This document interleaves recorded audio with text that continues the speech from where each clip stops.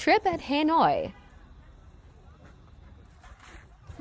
សួស្តីទាំងអស់គ្នានឹងជាសកម្មភាពដែលខ្ញុំទៅហាណូយជាលើកដំបូងហើយនេះនៅពេលដែលយើងជិះយន្តហោះនៅតាមផ្លូវហ្នឹងគឺចោះអាប់មើលផ្លូវសឹងតែអត់ឃើញហ្មងអញ្ចឹងនេះសកម្មភាពដែលពួកខ្ញុំបានមកដល់ពលានយន្តហោះនៅហាណូយហើយសភាពស្ងាត់មែនទែនតែគាត់ថាជុំវិញហ្នឹងសិតតាភ្នំពេញហ្នឹងហើយនេះសកម្មភាពតាមផ្លូវដែលខ្ញុំកំពុងតែជិះហ្នឹងដូចគ្នាសិតតែដើមជើងភ្នំហើយនេះទីតាំងដែលខ្ញុំគេញប់ឡើងដោយសារទៅដល់ប្រហែលជា7-2 ម៉ោងចូលបានថតច្រើនហើយនេះសកម្មភាព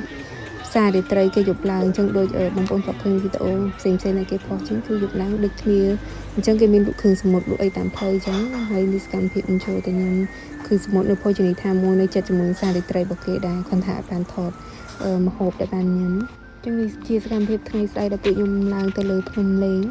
ហើយជីបានពាក់កណ្ដាលផ្លូវក៏ចូលហាងកាហ្វេញ៉ាំភេសជ្ជៈញ៉ាំអីទីទិសាពេលហ្នឹងអាកាសធាតុគឺត្រជាក់ខ្លាំងមែនទែនដូចជាតាមចាំបើដូចជា10ទៅ11អង្សាប៉ុន្តែវាអត់ទាន់ដល់ល្ងាដល់ធ្លាក់ទឹកកកអញ្ចឹងណាចឹងនេះជាសកម្មភាពដែលឡើងបានពាក់កណ្ដាលផ្លូវគឺចាប់ដើមមើលមេឃលេងចង់ឃើញចឹងនេះនៅពេលដែលយើងឡើងដល់ខាងលើកំពូលភ្នំហ្នឹងគឺគេមានសកម្មភាពលក់ដូចយើងទៅផ្សាយធម្មតាដែរតែគាត់ថានៅតាមផ្លូវហ្នឹងគឺចោះអាប់មើលផ្លូវអត់ចង់ឃើញហើយសិតតែផ្សាយអាប់ពេញហ្នឹងហើយនេះសកម្មភាពនៅលើកាហ្វេមួយទៀតដែលពួកខ្ញុំចូលទៅហើយខាងលើហ្នឹងគឺគេតុបតែងបានស្អាតមែនទែនគេធ្វើក្នុងមួយហាងហ្នឹងគឺគេមានកន្លែងដែលយើងអាចថតរូបបានច្រើនមែនទែនហើយនេះសកម្មភាពដែលពួកខ្ញុំជិះតាមផ្លូវដូចគ្នាហើយក្នុងវីដេអូឃើញមើលធម្មតាអញ្ចឹងតែគាត់ថាបើយើងនៅជាក់ស្ដែងហ្នឹងគឺចុះអាប់មើលផ្លូវអត់ចង់ឃើញហ្មងហើយបើ